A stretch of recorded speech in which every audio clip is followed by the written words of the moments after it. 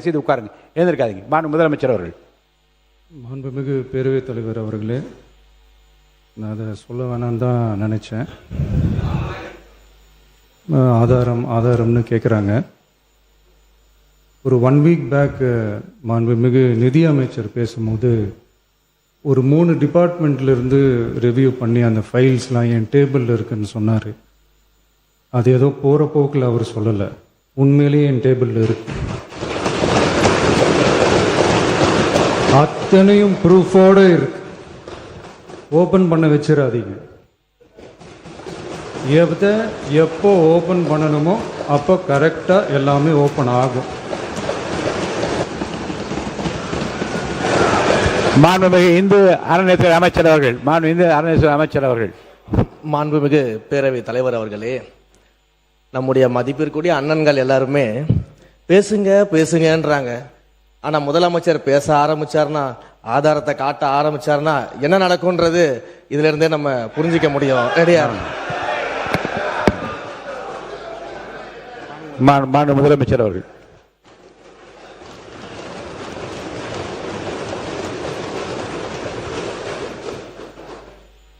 மாண்புமிகு பேரவைத் தலைவர் அவர்களே, மக்கள்கிட்ட எப்போ பேசணும், என்ன பேசணும், எப்படி பேசணும் எல்லாம் பேசிட்டு தான் அன்பாக ஆசையாக எங்கள் எல்லாரையும் கொண்டாந்து உட்கார வச்சிருக்கிறோம்.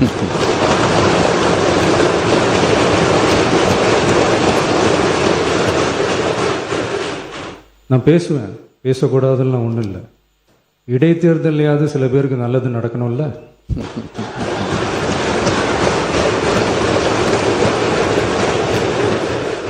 மாண்பு உறுப்பினர். நாங்கள் அன்பு ஆசையாக பேசி தான் ஒரே தொகுதியில் 9 முறை நிற்கின்ற வாய்ப்பு கிடைத்தது. 7 முறை வெற்றி பெற்றிருக்கிறேன். ஒரே தொகுதியில் 7 முறை வெற்றி பெற்றிருக்கிறேன். அது தமிழகத்தில் 2 முறை அதிகமான வாக்குகள் வித்தியாசத்தில் முதல் வாக்கு வித்தியாசத்தை மக்கள் வழங்கியிருக்கிறார்கள். அந்த அங்கீகாரத்தை மக்கள் வழங்கியிருக்கிறார்கள். அதை நான் ஏற்றுக்கொள்கிறேன். அவர் கல்வி அமைச்சர் சொன்னார்கள் அது நடந்து இருக்கலாம் அப்படின்னு. விடுபட்டு போனதுக்கு யார் வேணாலும் ஒரு சாலைக்கு ஒதுக்குகின்ற பல சாலைகளை பார்க்கின்றோம். ஒரு மாவட்டத்தில் ஏதோ ஒரு சாலை விடுபட்டு போயிருக்கலாம், அதே சாலைக்கு நிதி ஒதுக்கப்பட்டிருக்கவா சொல்லுகிறார்கள். அந்த மாதிரி அந்த பணி டெண்டரும் போயிருக்கு. பணி செய்யாமல் அவர் இறந்து விட்டார், அவ்வளவுதான். இங்கே முதலமைச்சர் அவர்கள் இங்கே சொன்னதை போல எங்களுக்கு நாங்களும் மக்கள் மத்தியில் மிகுந்த அன்போடு பழகி, ஆசையோடு பழகி, மக்களிடத்தில் நேசமாக பழகி, தொடர்ந்து அரசியல் வாழ்க்கையில் மக்களுக்காகவே தொடர்ந்து இந்த அரசியல் பயணத்தில் இருக்கிறோம் என்பதை தெரிவிப்பது என்னுடைய கடமையாகும். அது மட்டுமல்ல, இப்போ தமிழ்நாடு வெற்றி திட்டத்திற்கு அது அண்ணாவின் பெயரை எடுத்திருக்க வேண்டிய அவசியம் இல்லை என்பதுதான் என்னுடைய. நான் கலைஞர் கனவு இல்லத்தை பற்றி கேட்கவில்லை உங்களை. அண்ணாவின் பெயர் இருந்திருக்கலாம். எத்தனையோ பேர் எல்லா திட்டத்திற்கும் வெற்றி திட்டம் என்று வைத்திருக்கிறீர்கள். இது போக நீங்கள் இதில் முழுக்க பார்த்தால் அடுத்து பார்த்தீர்கள் என்றால் நம்ம மகாத்மா காந்தி வேலை உறுதி அளிப்பு திட்டம் 20 வருஷமாக நடக்குது. 2006லேருந்து இன்னைக்கு 2026. இந்த திட்டம் எங்களுடைய ஆட்சி காலத்திலே மிக சிறப்பாக ஒரு ஆண்டு செயல்படுத்தப்பட்டு நான் அமைச்சராக பொறுப்பேற்ற உடனே ஏறத்தாழ தமிழ்நாட்டில் இருக்கின்ற அத்தனை கிராமங்களையும் கிளஸ்டர்களை பூரா ஏதோ ஒரு கிராமத்திலேருந்து 100 நாள் வேலைன்னா இன்னொரு கிராமத்திற்கு வேனில் 407ல் அந்த டாட்டா ஐஸ்லாம் கூப்பிட்டு போவாங்க. காலையில் அங்கே வேலையை முடிச்சுட்டு ஊருக்கு போவாங்க. இப்படிப்பட்ட நிலையை பார்த்து நான் அமைச்சரானவுடன் உடனே அதற்காக மாற்றமாகத்தான் எல்லா கிளஸ்டரையும் எடுக்கணும். அப்போ தான் இந்த 100 நாள் வேலை திட்டத்தை வெற்றிகரமாக நடத்த முடியும் என்று அதிகாரிகளுக்கு அறிவுறுத்தி அந்த திட்டத்தை அந்த ஆண்டு நடத்தினோம். அப்பொழுது நடத்தின உடனே 23-24 கிட்டத்தட்ட பார்த்தீர்கள் என்றால் 13,00,000 கோடி அந்த ஆண்டு. ஏனென்றால் மகாத்மா காந்தி வேலை உறுதி அளிப்பு திட்டத்தில் 100% கூலியும் ஒன்றிய அரசு கொடுக்க வேண்டும். ஆனால் இப்பொழுது அவர்கள் புதிய ஒரு கொண்டு வந்திருக்காங்க. நீங்கள் பார்த்தீங்கன்னா ஜி திட்டம்னு ஒன்று கொண்டு வந்திருக்காங்க. அந்த திட்டத்தில் பார்த்தா இது முழுக்க ஜிபி ராம்ஜி திட்டம் என்று கொண்டு இந்த திட்டத்தில் 40% வந்து குறுக்கீடுகளை தவிர்த்து நீங்கள் 25 நிமிடம் நீங்கள் பேசிவிட்டீர்கள். சுருக்கமாக மானிய கோரிக்கை நீங்கள் நன்றி சொல்லி முடிக்க கேட்டுக்கொள்ளுங்க. இல்லை ஒன்றும் இல்லை இல்லை நான் வந்து காலத்தில் அதாவது இன்னும் அரசுக்கு ஆலோசனையாகத்தான் சொல்கிறேன். ஜிபி ராம்ஜி என்ற ஒரு திட்டத்தை கொண்டு வந்திருக்கிறார்கள்.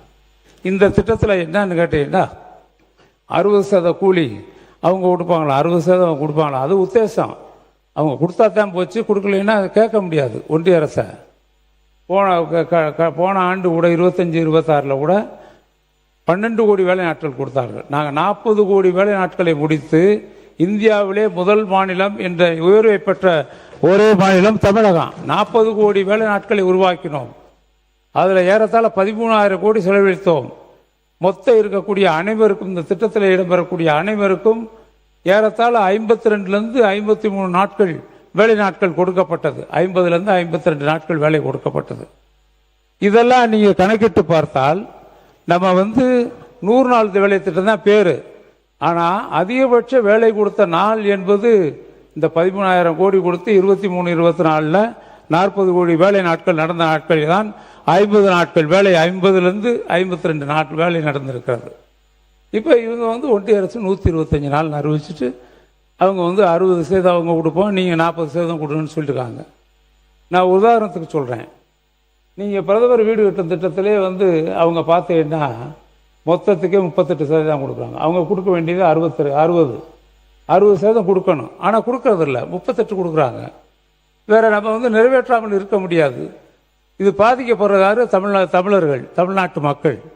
ஆக அதற்காக தமிழ்நாடு அரசு நம்ம நிதியை கொடுக்குறோம். இப்பயும் இந்த 100 நாள் வேலை திட்டத்தை தொடர வேண்டும் என்பதற்காக வேறு வழி இல்லாமல் 125 நாள் கொடுக்குறோம். நீங்கள் 60, நாங்கள் 40 கொடுத்தா நம்ம கொடுக்கலாம்னு கொண்டு வந்திருக்காங்க. நிச்சயமாக சொல்கிறேன், 165 நாட்கள் வேலையை முடித்தவர்களுக்கு நாங்கள் வந்து 150 வெற்றி என்ற ஒரு திட்டத்தை நீங்கள் அறிவித்தீர்கள், வரவேற்கிறேன், அறிவிங்க. ஆனால் எல்லாருக்கும் 150 நாட்கள் கொடுக்க முடியுமா என்பதை நாம் யோசித்து பார்க்க வேண்டும். பொதுவாக யோசித்து பார்க்கணும். நான் சொல்கிறது, இந்த திட்ட பேர் வச்சிருக்கேன், அதில் 125 நாள் வேலை பார்த்து முடித்த ஏழை எளிய மக்களுக்கு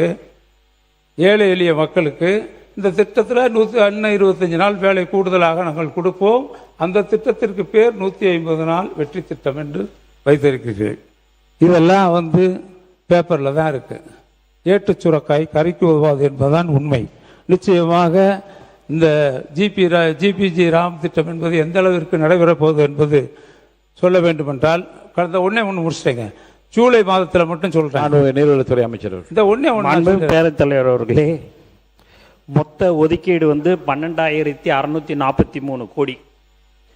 அதில் ஒன்றிய அரசு 7,586 கோடி, தமிழக அரசு மாண்புமிகு முதலமைச்சர் அவர்கள் 5,057 கோடி ஒதுக்கி இருக்கிறார்ன்றதை தெரிவிச்சுக்கிறேன். மேலும் 125 நாள் வேலை வாய்ப்பை வந்து நீங்கள் 150 நாள் கொடுக்கறது வந்து பேப்பரில் மட்டும்ன்றீங்க. 165 நாள் யாரெல்லாம் வேலை செய்கிறாங்களோ அவங்களுக்கு கண்டிப்பாக 150 நாட்கள் வேலை கொடுக்கப்படும் என்பதை இந்த நேரத்தில் நாங்கள் தெரிவிச்சுக்கிறோம்.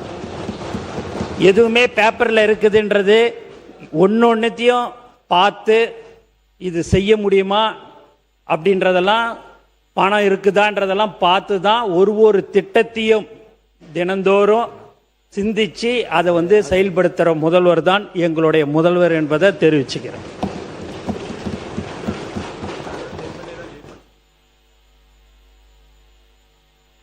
அண்ணா, நீங்கள் ஒரு மூத்த உறுப்பினர், உங்கள் மனசுக்கே தெரியும் எப்படி பேசணும், இப்போ எப்படி ஆட்சி இருக்குதுன்றது உங்களுக்கு எல்லாமே தெரியும். அதனால் அதெல்லாம் கருத்தில் கொண்டு, அரசியல்வாதி நாங்கள் அல்ல, மக்களுக்கு சேவை செய்வதற்காக வந்திருக்கிறவர் தான் எங்கள் முதல்வர்.